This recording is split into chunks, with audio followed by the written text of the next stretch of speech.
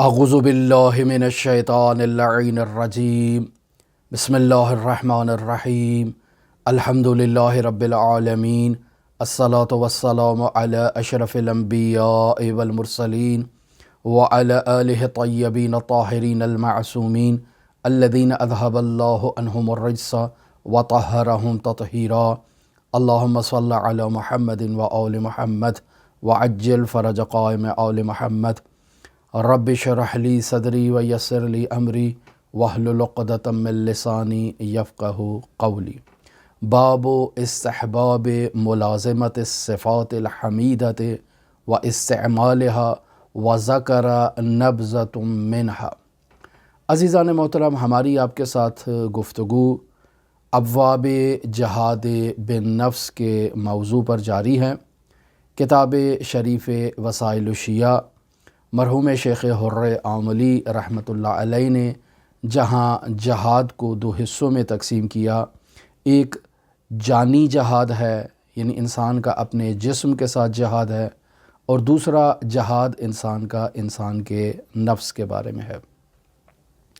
बयान हुआ मरहूम आयतुल्लाह बहजत रहमतुल्लाह अलैह फरमाया करते थे कि हर रोज़ अब्वाब जहाद बिन नफ्स से एक हदीस का मुतालिया किया जाए, उसे अपने वजूद में ढालने की कोशिश की जाए। एक साल के बाद इंसान अपने वजूद में नुमायाँ और वाज़े तब्दीली को मुशाहिदा करेगा। लिहाजा हमने किताब शरीफ़ वसाइल शिया से अब्वाब जहाद बिन नफ्स का आगाज़ किया। 101 अब्वाब मरहूम शेख़ हुर्र आमली ने जहाद बिन नफ्स के मौज़ू पर बयान किए और नहायत ही ख़ूबसूरत अंदाज़ में इन मौज़ूआत को बयान किया, यानी बाकायदा बाब करार दिया, बाब का उन्वान करार दिया और फिर हर उन्वान से मुतअल्लिक़ अहादीस को उस बाब में बयान किया। नहायत ही अहम मौज़ू है अखलाक़ियात में अब्वाब जहाद बिन नफ्स का। हमारे शिया उलमा बहुत ज़्यादा ताक़ीद करते हैं कि अब्वाब जहाद बिन नफ्स वसाइल शिया से मुतालिया किया जाए और उस पर अमल किया जाए। मरहूम आयतुल्लाह बहजत का जुमला और फरमान हमने आपकी खिदमत में बयान कर दिया। अब तक इस 101 अब्वाब में से हम आपकी खिदमत में 3 बाब बतौर कामिल बयान कर चुके हैं 76 दुरूस के तहत, और आज इस अब्वाब जहाद बिन नफ्स के मौज़ू पर हमारा 77वां दर्स दर हकीकत किताब वसाइल शिया अब्वाब जहाद बिन नफ्स के चौथे बाब का आगाज़ करना है।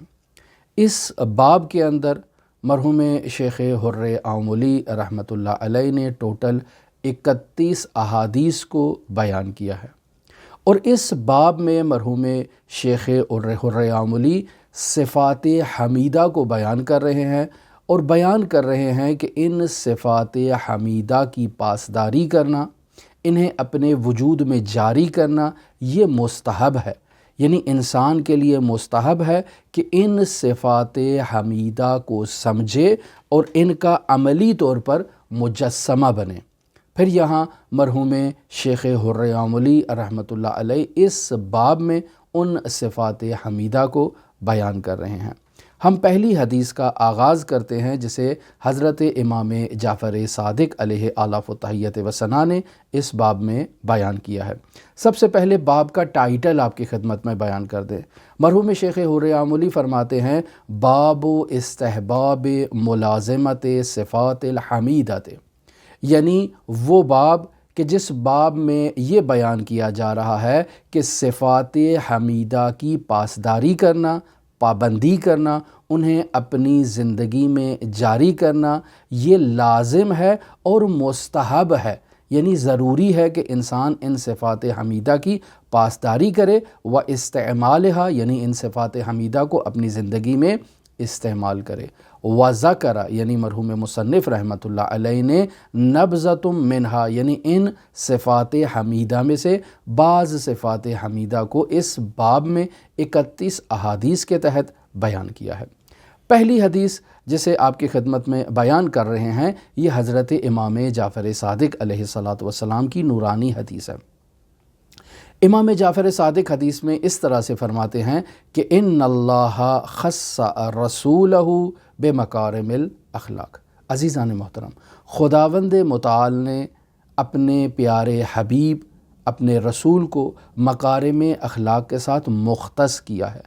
مختص کرنے کا مطلب کیا ہے؟ یعنی خداوند متعال نے مکارم اخلاق کو رسول خدا صلی اللہ علیہ وآلہ وسلم کی خصوصیات میں سے بیان کیا ہے۔ یعنی اگر رسول خدا صلی اللہ علیہ وآلہ وسلم کی معاشرتی، انفرادی اور اجتماعی زندگی کو ملاحظہ کیا جائے تو رسول خدا صلی اللہ علیہ وآلہ وسلم کی زندگی میں یہ مکارم اخلاق نمایاں خصوصیات کے طور پر جھلکتے ہیں، اور انسان کی یہ ذمہ داری ہے کہ وہ ان مکارم اخلاق کو رسول خدا صلی اللہ علیہ وآلہ وسلم سے اخذ کرے۔ بس یہاں جو خصہ کا کلمہ استعمال کیا ہے کہ خدا نے اپنے حبیب کو مکارم اخلاق کے ساتھ مختص کیا ہے، یعنی مخصوص کیا ہے، اس کا یہ بھی ایک مطلب ہے کہ رسول خدا صلی اللہ علیہ وآلہ وسلم سے پہلے جتنے بھی انبیاء تشریف لائے ان تمام انبیاء میں بطور اجتماع وہ تمام مکارم اخلاق موجود نہیں تھے جو رسول خدا صلی اللہ علیہ وآلہ وسلم کی زندگی میں موجود تھے۔ یعنی بعض خصوصیات ان کے پاس تھیں، بعض خصوصیات نہیں تھیں، لیکن رسول خدا صلی اللہ علیہ وآلہ وسلم کو تمام مکارم اخلاق کے ساتھ مبعوث کیا ہے۔ بعثت لأتمم مکارم الاخلاق، یعنی مجھے مبعوث کیا گیا ہے تاکہ میں تمام کے تمام مکارم اخلاق کا اظہار کر سکوں اور اسے امت تک پہنچا سکوں۔ لہٰذا عزیزان محترم، امام صادق آل محمد ارشاد فرماتے ہیں کہ ان اللہ خص رسولہ بمکارم الاخلاق، یعنی اللہ تبارک و تعالی نے مکارم اخلاق کو اپنے رسول کے ساتھ مختص کر دیا ہے۔ یعنی رسول خدا مکارم اخلاق کے تمام مکارم اخلاق کے حامل تھے اور ان میں یہ مکارم اخلاق موجود تھے۔ اب جب رسول خدا میں مکارم اخلاق موجود ہیں تو ہماری کیا ذمہ داری بنتی ہے؟ ہماری یہ ذمہ داری بنتی ہے کہ ہم رسول خدا کی حیات طیبہ کا مطالعہ کریں، سیرت النبی کا مطالعہ کریں۔ سیرت النبی، سنن النبی، اس کا مطالعہ کرنے کے بعد ہمیں یہ دیکھنا چاہیے کہ ہمارے وجود میں ان مکارم اخلاق میں سے کون کون سے مکارم اخلاق موجود ہیں اور کون کون سے مکارم اخلاق ہمارے وجود میں نہیں پائے جاتے ہیں۔ جو مکارم اخلاق موجود ہیں ہمیں چاہیے کہ ان مکارم اخلاق میں مزید بہتری، مزید پختگی لے کر آئیں، اور وہ مکارم اخلاق جو ہمارے وجود میں ابھی موجود نہیں ہیں ہماری یہ ذمہ داری ہے کہ انہیں اپنے وجود میں لایا جائے اور پھر پختہ کیا جائے۔ لہٰذا امام جعفر صادق علیہ السلام فرماتے ہیں فَامْتَحِنُوا أَنفُسَكُمْ، یعنی اے مؤمنین اپنے نفوس کا اب امتحان کرو۔ یعنی رسول خدا کو اللہ نے مکارم اخلاق کے ساتھ جب مختص کر دیا تو فَامْتَحِنُوا أَنفُسَكُمْ، تو تم اپنے نفس کا امتحان کرو۔ فَإِنْ كَانَتْ فِيكُمْ، اگر وہ مکارم اخلاق جو رسول خدا صلی اللہ علیہ وآلہ وسلم کی ذات طیبہ میں موجود تھے، ان کانت، اگر وہ مکارم اخلاق فیکم آپ کے اندر پائے جاتے ہیں، فحمد اللہ، تو اس نعمت پر اللہ تبارک و تعالیٰ کا شکریہ ادا کرو، اللہ کا شکریہ ادا کرو کہ اس نے آپ کو رسول خدا صلی اللہ علیہ وآلہ وسلم کے مکارم اخلاق سے نوازا ہے۔ اور مکارم اخلاق کی بحث عزیزان محترم اخلاق اسلامی میں، عرفان اسلامی میں نہایت اہمیت رکھتی ہے۔ ہم آپ کی خدمت میں بیان کر چکے کہ مرحوم قاضی رحمۃ اللہ علیہ اپنے شاگردوں سے یہ کہا کرتے تھے کہ سنن النبی صلی اللہ علیہ وآلہ وسلم کا مطالعہ کیا جائے اور اسے اپنی زندگی میں جاری کیا جائے۔ لہٰذا ہم دیکھتے ہیں کہ مفسر عظیم الشان قرآن علامہ محمد حسین طباطبائی رحمۃ اللہ علیہ کو مرحوم آیت اللہ قاضی نے سلوکی وظیفہ دیا تھا کہ مکارم اخلاق کو باقاعدہ جمع کرو اور ان پر عمل کرنے کی کوشش کرو۔ لہٰذا سنن النبی پر مرحوم مفسر عظیم الشان قرآن کی کتاب موجود ہے۔ در واقع انہوں نے اپنے لیے اس کتاب کو جمع کیا، ان سنن کو جمع کیا اور ان پر عمل کیا اور مکارم اخلاق کا مجموعہ ہوئے۔ لہٰذا امام جعفر صادق علیہ السلام بھی ہمیں یہی سلوکی وظیفہ دے رہے ہیں کہ رسول خدا صلی اللہ علیہ وآلہ وسلم کے مکارم اخلاق موجود ہیں، فامتحنوا انفسکم، آپ ان مکارم اخلاق کو دیکھ کر اپنے نفوس کا امتحان کریں۔ فإن كانت فیکم، اگر وہ مکارم اخلاق آپ کے وجود میں پائے جاتے ہیں، فاحمدوا اللہ، تو اللہ کا اس نعمت پر شکریہ ادا کریں۔ وارغبوا الیہ فی الزیادۃ منہا، یعنی امام جعفر صادق علیہ السلام فرما رہے ہیں کہ اس بات کی طرف توجہ رکھو کہ یہ مکارم اخلاق فلسفی اعتبار سے اگر دیکھا جائے تو ان کا تعلق مقولہ تشکیک سے ہے، یعنی ان میں شدت و ضعف پائی جاتی ہے، اس کے مراتب ہیں، ان کے درجات ہیں، لہٰذا آپ اس ایک درجے پر قانع نہ ہو، بلکہ فرغبوا الیہ فی الزیادۃ منہا، ان مکارم اخلاق کو اپنے وجود میں پختہ سے پختہ تر کرنے کی کوشش کرو، ان میں شدت لانے کی کوشش کرو، ان مکارم اخلاق کے اعلیٰ درجے تک پہنچنے کی کوشش کرو۔ پھر فذکرھا عشرۃ، یہاں امام جعفر صادق علیہ السلام نے حدیث کے اس نقطے پر پہنچ کر رسول خدا صلی اللہ علیہ وآلہ وسلم کے مکارم اخلاق میں سے 10 مکارم اخلاق کو بیان کیا ہے۔ ان 10 میں سے کون سے ہیں؟ الیقین والقناعۃ والصبر والشکر والحلم وحسن الخلق والسخاء والغیرۃ والشجاعۃ والمروۃ، یہ وہ 10 مکارم اخلاق ہیں جو رسول خدا صلی اللہ علیہ وآلہ وسلم کی ذات طیبہ میں موجود تھے۔ پہلا مرحلہ عزیزان محترم یقین کا ہے۔ اگر ہم روایات کو مد نظر رکھیں تو روایات میں یقین کے بارے میں کافی تفصیلی گفتگو کی گئی ہے۔ یقین کے مراتب و درجات ہیں، یقین کے مقدمات ہیں اور یقین کے آثار ہیں۔ اگر انسان میں خدا کے بارے میں یقین ہو، انسان کے وجود میں قیامت کے بارے میں یقین ہو اور اس کا یقین پختہ ہو تو عزیزان محترم اس انسان کی زندگی میں جتنے بھی اعمال موجود ہوں گے ان اعمال میں آپ تزلزل کو، اضطراب کو، خوف کو اور حزن کو مشاہدہ نہیں کریں گے، چونکہ یہ یقین کے اعلیٰ مرتبے پر فائز ہے۔ اور اگر یقین کا کمزور ترین مرتبہ انسان میں موجود ہو تو یقینی بات ہے کہ اسی مرتبے کے اعتبار سے انسان کے اعمال میں تزلزل بھی مشاہدہ کیا جائے گا، اضطراب، خوف اور حزن کو بھی آپ مشاہدہ کریں گے۔ امیر المؤمنین علی ابن ابی طالب علیہ الاف و تحیت و ثنا یقین کے بلند ترین مرتبے کو بیان فرما رہے ہیں۔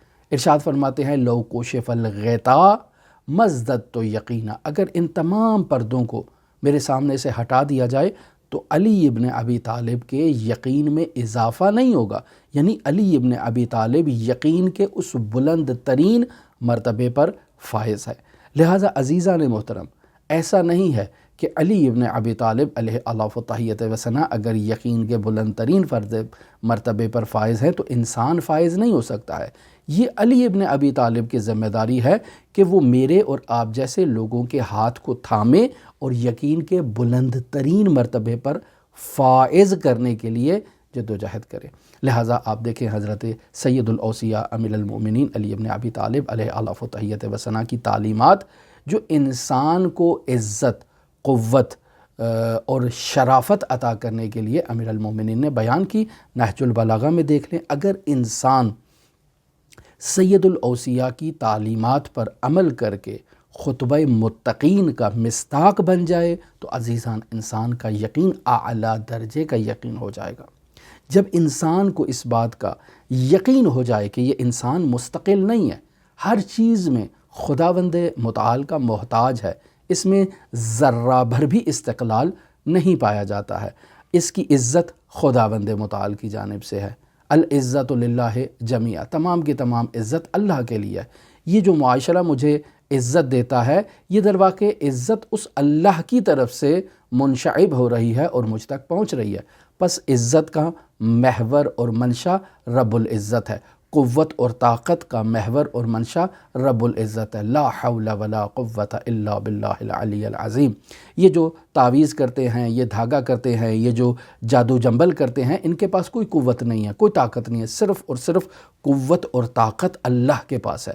انسان کو یقین ہو اور اس یقین کے ساتھ اگر اللہ تبارک و تعالیٰ سے توسل کرے تو یہ کوئی اس کا کچھ نہیں بگاڑ سکتے۔ انسان کلام الہی پر یقین کے ذریعے سے ان تمام آسیب کو اور تمام آفات کو اپنے وجود سے دفع کر سکتا ہے۔ جتنی بھی ملک ہے وہ اللہ تبارک و تعالیٰ کی ہے۔ یہ مال جو میرے پاس موجود ہے، یہ روپیہ ہے، یہ پراپرٹی ہے، یہ جائیداد ہے، یہ باغ ہے، یہ بنگلے ہیں، یہ ملکیت میں اصالتاً اللہ تبارک و تعالیٰ کی ہیں۔ استقلالاً ان کی ملکیت اللہ کے پاس ہے۔ اس نے مجھے اس دنیا میں عارضی طور پر ان کا مالک بنایا ہے، لہٰذا میں اللہ کا عبد ہوں، تو اللہ کے عبد ہونے کی حیثیت سے ان تمام پراپرٹیز پر، تمام اموال پر میں اس طرح سے تصرف کروں گا جیسے اللہ چاہتا ہے۔ کیوں؟ چونکہ میری ملکیت عارضی ہے اور حقیقی ملکیت اس کی ہے۔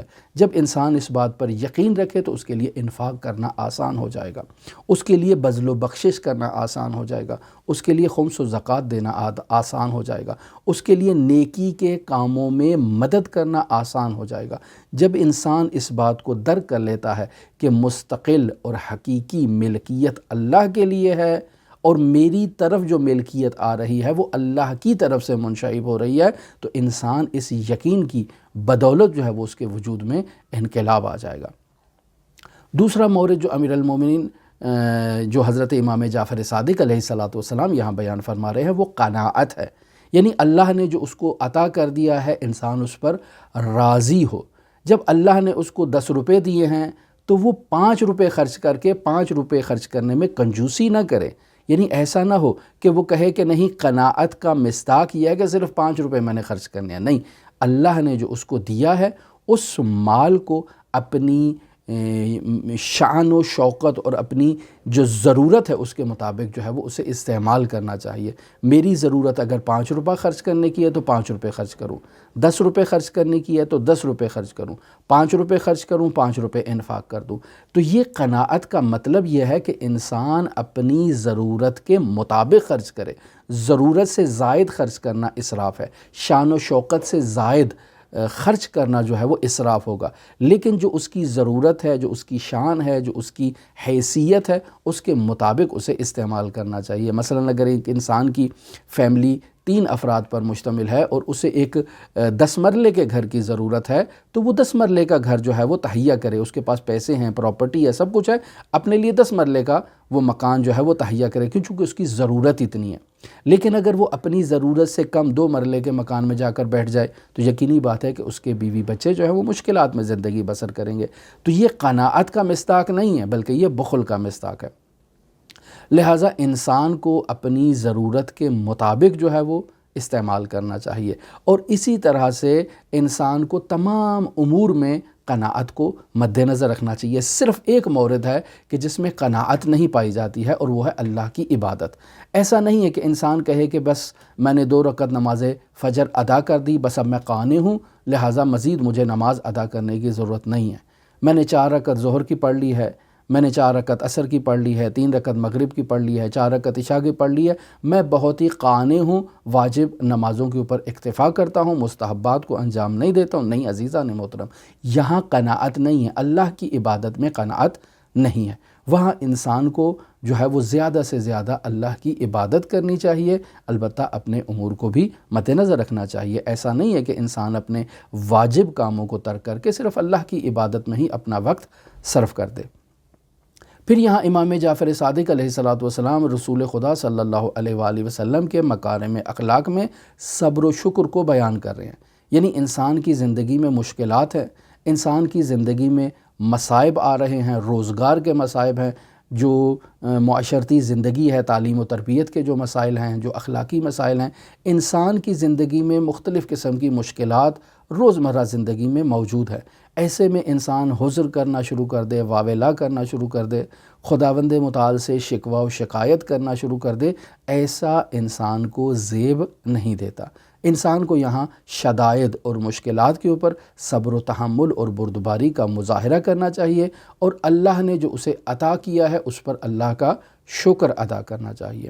پھر امام جعفر صادق علیہ السلام فرما رہے ہیں کہ انسان کو حلیم ہونا چاہیے، چونکہ رسول خدا صلی اللہ علیہ وآلہ وسلم میں حلم کی خصوصیت موجود تھی، اور ان کی صفات حمیدہ میں حلم بھی موجود تھا، حسن خلق بھی موجود تھا، یعنی لوگوں کے ساتھ وہ خوش خلقی کے ساتھ پیش آیا کرتے تھے۔ لہٰذا ہماری بھی یہ ذمہ داری ہے کہ ہم بھی حلیم ہوں اور حسن خلق کا مصداق بنیں۔ رسول خدا صلی اللہ علیہ وآلہ وسلم کی صفات حمیدہ میں امام جعفر صادق علیہ السلام نے سخاوت کو بیان کیا ہے۔ رسول خدا بخیل نہیں تھے، لہٰذا مجھے بے عنوان مؤمن بخیل نہیں ہونا چاہیے، مجھے بھی سخی ہونا چاہیے۔ اور پھر امام جعفر صادق بیان کریں کہ انسان کو غیرت مند ہونا چاہیے، اپنے بیوی بچوں کے لیے غیرت مند ہونا چاہیے، اپنی ناموس کے بارے میں غیرت مند ہونا چاہیے، اپنے دین کے بارے میں غیرت مند ہونا چاہیے، اسلامی شعار کے بارے میں انسان کو غیرت مند ہونا چاہیے اور اس غیرت کا اظہار کرنا چاہیے۔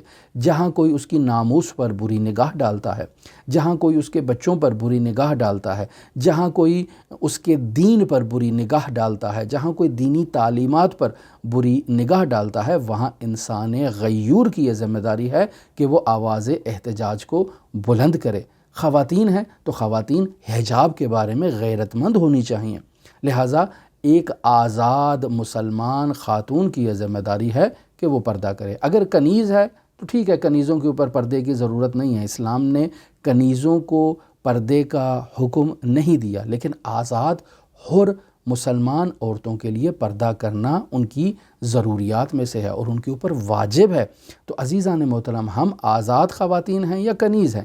آزاد ہیں، حرہ ہیں، تو ہمیں غیرت مند ہونا چاہیے اور اپنے پردے کی حفاظت کرنی چاہیے۔ عزیزان محترم، امام جعفر صادق علیہ السلام یہاں آخری دو صفات حمیدہ جو رسول خدا صلی اللہ علیہ وآلہ وسلم کی بیان کر رہے ہیں، وہ ہے شجاعت اور مروت۔ شجاعت یعنی انسان کو بہادر ہونا چاہیے۔ انسان نے اگر غیرت کا اظہار کرنا ہے تو غیرت کے اظہار کے لیے، اپنی ناموس کی حفاظت کے لیے، اپنے دین کی حفاظت کے لیے انسان کو شجاع ہونا چاہیے، انسان کو بہادر ہونا چاہیے، بزدل نہیں ہونا چاہیے۔ جہاں اس کی اسلامی تعلیمات پر حملہ کیا جا رہا ہے وہاں انسان کو صدائے احتجاج بلند کرنی چاہیے، اور صدائے احتجاج وہی بلند کر سکتا ہے جو بہادر ہو، مروت ہو، یعنی جوان مرد ہو، یعنی وہ باقاعدہ اس میں یہ مردانگی پائی جائے۔ یہ مردانگی کی صفت یہاں جو بیان کی جا رہی ہے، یا جوان مردی کی یا مروت کی صفت بیان کی جا رہی ہے، یہ مردوں کے ساتھ مختص نہیں ہے بلکہ خواتین بھی اس کا مصداق ہے۔ وہ بھی جوان مرد ہو سکتی ہیں۔ جوان مرد بے این معنی کہ وہ بھی اپنے اسلامی نظریات کا دفاع کر سکتی ہیں، وہ بھی اپنے جو مقدسات ہیں ان کے دفاع کے لیے آواز اٹھا سکتی ہیں۔ لہٰذا عزیزان محترم، حضرت امام جعفر صادق علیہ السلام نے یہاں اس پہلی حدیث میں رسول خدا صلی اللہ علیہ وآلہ وسلم کے مکارم اخلاق سے 10 خصوصیات کو بیان کیا ہے۔ ہماری دعا ہے کہ خداوند متعال ہمیں یہ سعادت نصیب کرے کہ ہم اپنے وجود میں امتحان کریں کہ ان 10 خصائص میں سے کون کون سی خصوصیت صفات حمیدہ ہمارے وجود میں پائی جاتی ہے۔ جو چیز پائی جاتی ہے اس میں قانع نہ ہو بلکہ اس میں مزید کمال لانے کی، مزید نکھار لانے کے لیے ہم جدوجہد کریں، اور جو چیز ہمارے اندر موجود نہیں ہے اس کو اپنے وجود میں ایجاد کرنے کی کوشش کریں۔ خداوند متعال کے حضور دعا گو ہیں کہ حضرت صاحب العصر و زمان کے ظہور میں تعجیل فرمائے اور ہمیں امام زمان اجل اللہ تعالی فرجہ الشریف کے اصحاب و آوان و انصار میں سے شمار فرمائے۔ آپ تمام عزیزان کے لیے امام علی ابن موسیٰ رضا علیہ آلاف و تحیت و ثنا کی نورانی بارگاہ میں نائب و زیارہ بھی ہیں اور دعا گو بھی ہیں۔ اللہم صلی علی محمد و آل محمد وعجل فرج قائم آل محمد۔